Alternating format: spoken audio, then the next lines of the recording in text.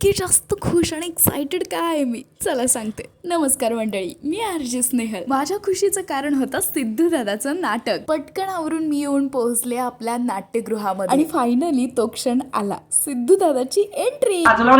गर्दी किती जायला इतक्या अंधारात सुद्धा इतकं परफेक्ट सेटअप त्यांनी चेंज केला. खरंच सलाम आहे बॅक स्टेजच्या टीमला. सिद्धू दादाचं नाटक आहे आणि प्रेक्षकांना तो हसवणार नाही असं तर होणारच नाही.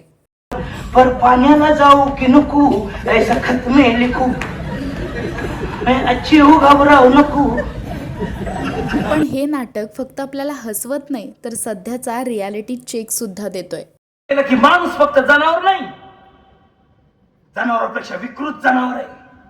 खूप साऱ्या गोष्टी या नाटकातून आपल्याला दाखवलेल्या आहेत आणि खरंच खूप भारी हे नाटक आहे. तुम्ही सुद्धा नक्की बघा. आणि सगळ्यात मेन गोष्ट म्हणजे सिद्धू दादाचा स्वभाव.